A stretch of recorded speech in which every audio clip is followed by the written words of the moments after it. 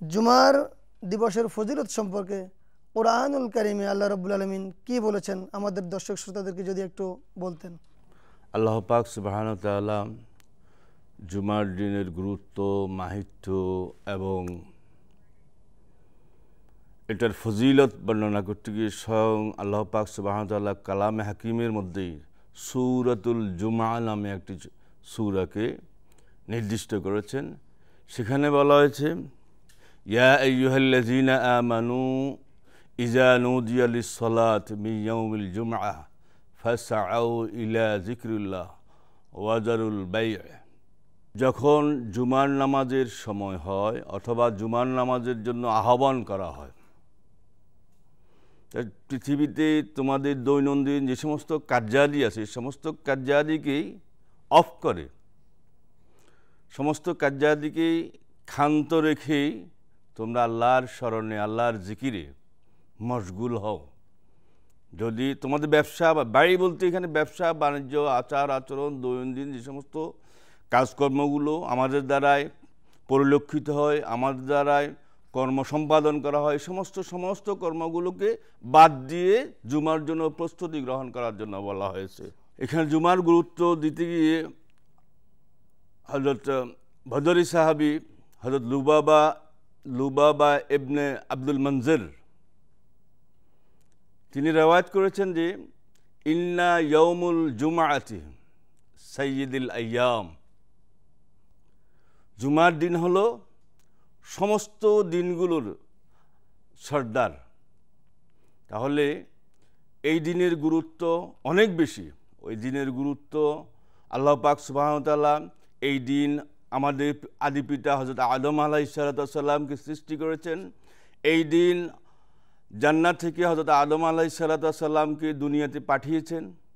এই দিন হযরত আদম আলাইহিস সালামের কাছে আল্লাহর জিম্মায় নিয়ে গেছেন।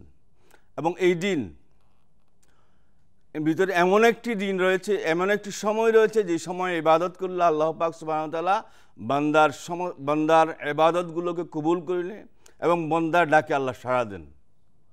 যদিও এই সময়টি কোন সময়টা হাদিসে রেওয়ায়েতে আসে নাই, অধিকাংশ বুজুর্গানে দিন এবং পণ্ডিত, বিজ্ঞ, প্রাজ্ঞ আমাদের আমরা যে সমস্ত উলামায়ে কেরাম দ্বীনের মিল্লাত বলা হয়, যাদেরকে দ্বীনের রাহবার যাদেরকে বলা হয়, ওনারা বেছে নিয়েছেন একটি সময়কে, সেটি হচ্ছে যে আসর থেকে মাগরিব পর্যন্ত।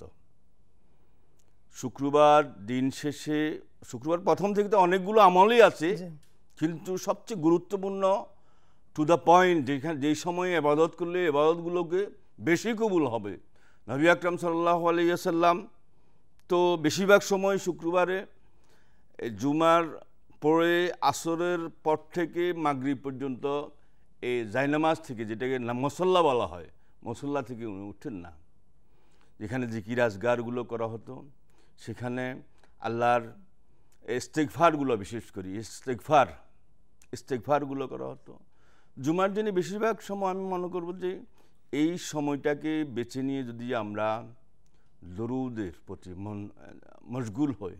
নবী আকরাম সাল্লাল্লাহু আলাইহি ওয়াসাল্লাম বলেছেন, যে ব্যক্তি জুমার দিন 100 মাররা, 100 বার দরুদ শরীফ পড়বে, তার জন্য 80 বছরের গুনাহ তার মাফ করে দেওয়া হবে, তাকে ক্ষমা করে দেওয়া হবে।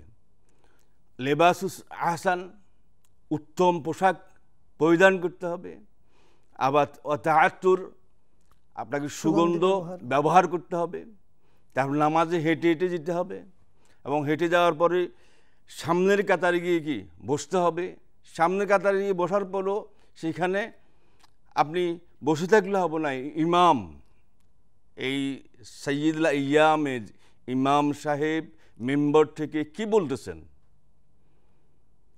ঈমান এবং আমল সম্পর্কে কি বলতেছে, সেগুলোকে ফলো করা, সেইগুলোর দিকে মনোযোগ স্থাপন করা, এটাও একটা ইবাদত।